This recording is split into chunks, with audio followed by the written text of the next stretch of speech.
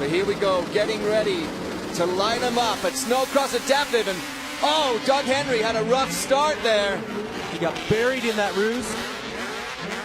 And it looked like he may have had a problem with the seat. I don't know what happened. He's back up and running, but that was not what he wanted right off the get-go. And there you see Goodwin already working his way through the second.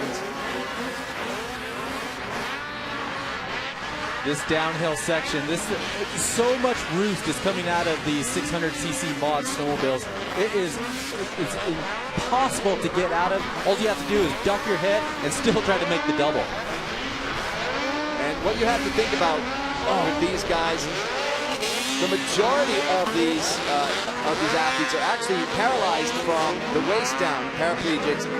There are two amputees in here, E.J. Poplowski and Jim Wozni.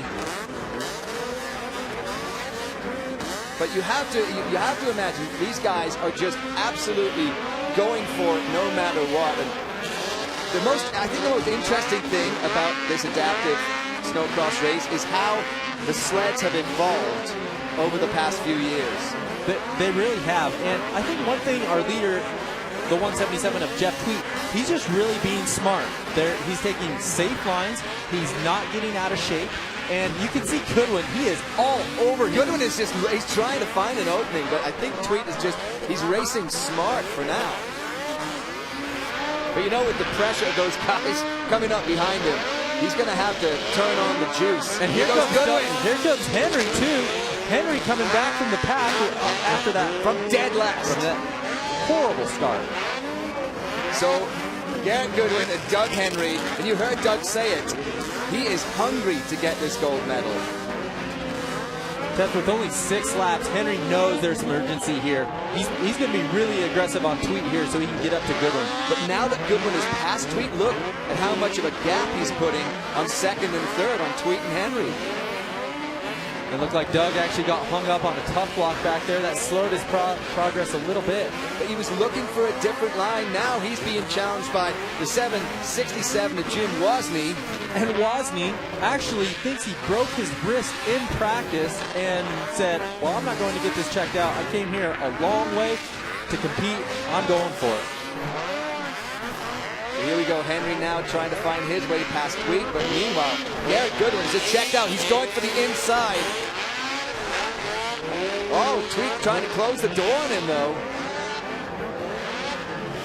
No, Doug Henry has got it now. He's going to have to work really hard to catch up to Garrett Goodwin. If you see the seat that Doug Henry is sitting on, it's a custom molded seat, and underneath that seat there's actually a Fox motorcycle shock. He used to have a mountain bike shock last year, and that thing just kept bottoming out.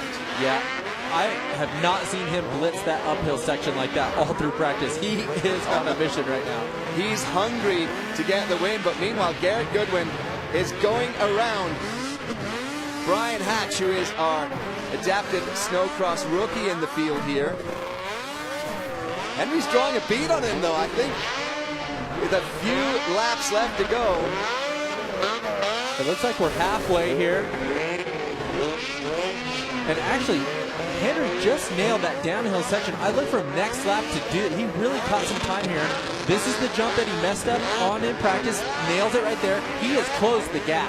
Well, we saw how well he can do those big doubles. Unfortunately, he mistimed that one in practice, ran right off the head. Goodwin went too far off to the side. And now he feels Doug Henry's breath on his neck.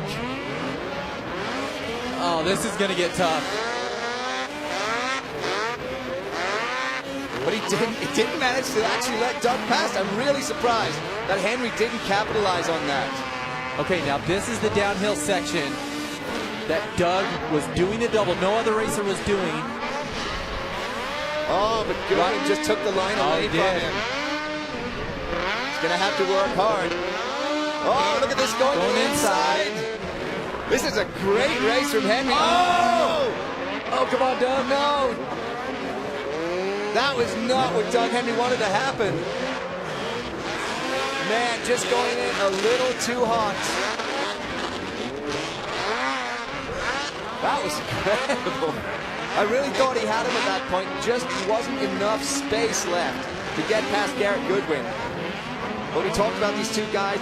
definitely our two favorites coming in. And good chance one of them is actually going to achieve that gold medal finally.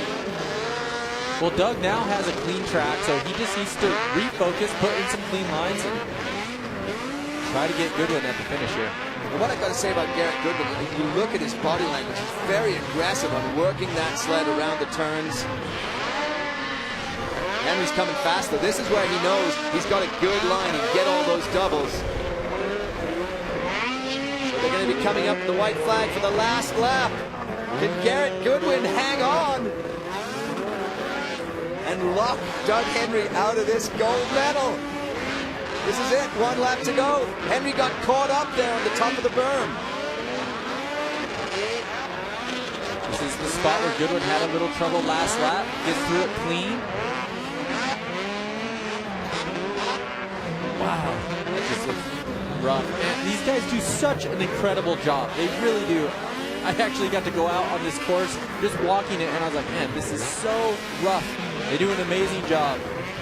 You know, and they're having to rely on mechanical suspension means like the suspension under these seats because, you know, they don't have their legs to rely on this natural suspension. Here we go. Doug Henry going big. He was really going hard on that double. Oh, no. So he went for it right at the end, but it's not going to work. Garrett Goodwin is going to take gold in SnoCross Adaptive. What a fantastic race. He really raced just... It was like the fight of a lifetime to keep Doug Henry away. Wow, that was awesome. Super clean race. You knew Doug was going to be charging. Look at this. And that is absolutely fantastic. The camaraderie between these athletes and just the respect Doug is paying Garrett for keeping him out, keeping that door closed.